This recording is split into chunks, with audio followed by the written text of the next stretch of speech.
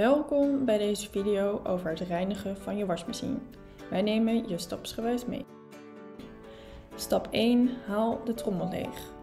Stap 2. Pak het reinigingsmiddel erbij en meet deze goed af.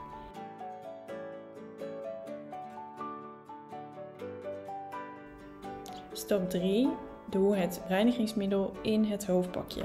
Vervolgens kan je het wasprogramma aanzetten en is het even wachten tot je weer heerlijke frisse wasjes kan draaien.